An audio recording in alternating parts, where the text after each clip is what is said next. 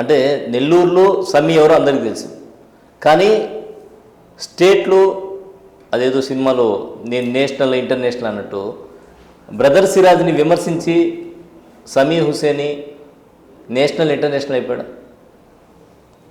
మళ్ళీ చూసే వాళ్ళ చూపుని బట్టి ఉంటుంది. ఇప్పుడు సమీ హుసేని అంటే 2 తెలుగు రాష్ట్రాల్లో తెలియని వాళ్ళు ఎవరు లేరు. రాధా మనోహర్ దాస్ ముస్లింలకు వ్యతిరేకంగా మాట్లాడినప్పుడు కానివ్వండి, రాజాసింగ్ మాట్లాడినప్పుడు కానివ్వండి, ఈ అఘోరి క్రైస్తవులను ముస్లింలను ఊచకోత కోసేస్తానని చెప్పినప్పుడు కానివ్వండి, వాళ్ళకు వ్యతిరేకంగా గళం ఎత్తిందే ఈ సింహపురి గడ్డపై నుంచి. సరేనా? వాళ్ళ మీద ఎఫ్ఐఆర్లు చేయించింది కూడా ఈ సింహపురి గడ్డ మీద నుంచే. 1 మిలియన్ సబ్స్క్రైబర్స్ ఉన్న ఛానల్లో 2300 మంది 3300 మంది చూడడం కాదు గొప్ప విషయం. సరేనా? 4500 మంది సబ్స్క్రైబర్స్ ఉన్న నా ఛానల్లో 3.3 మిలియన్స్ వ్యూవర్స్ చూడడం గొప్ప విషయం. సరేనా? కాబట్టి ఈ సిరాజ్ని నేను విమర్శించినాను లేదా సిరాజ్ని నిలదీసినానని చెప్పి రాత్రికి రాత్రి నేనేదో స్టార్ కాలేదు. సమస్యల మీద మీరు ఎదిరించిన వాస్తవాలకు అనుగుణంగా వాస్తవవాదిగా మీరు నిలబడినా కానీ రాత్రికి రాత్రి మీరు స్టార్ అయిపోతారు.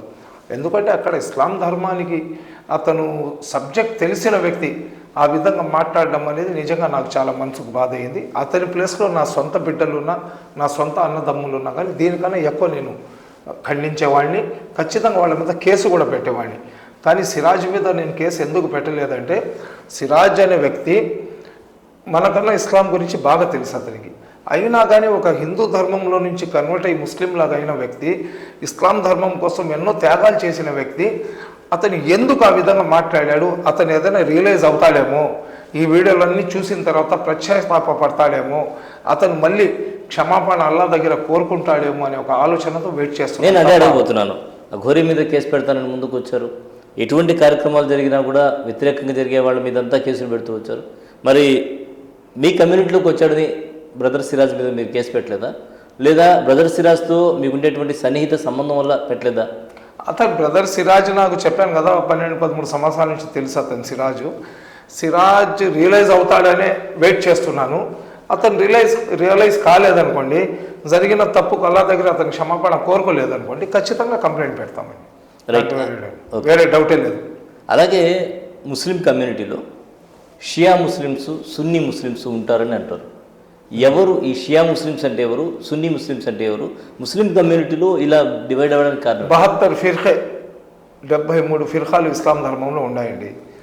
దాంట్లో బౌరాలు, ఆగాఖాన్లు, హొజ్జాలు, షియాలు, ఇంకా రకరకాల వాళ్ళు, హనీఫ్ బిన్ షకీల్ బిన్ హనీఫ్ అని ఇంకా రకరకాల వాళ్ళు వచ్చేస్తున్నారు. వీళ్ళందరూ కూడా మొహమ్మద్ ప్రవక్త మీద విశ్వాసం పెట్టేవాళ్ళు కాదు. ఎవరైతే మొహమ్మద్ ప్రవక్త మీద విశ్వాసం పెడతారో, ఎవరైతే అంతిమ ప్రవక్త మొహమ్మద్ ప్రవక్త సల్లల్లాహు అలైహి వసల్లం అంటారో వాళ్ళని ముస్లింలు అంటారు, సున్నీ ముస్లింలు అంటారు. సున్నీ ముస్లిం సున్నియా అంటారు.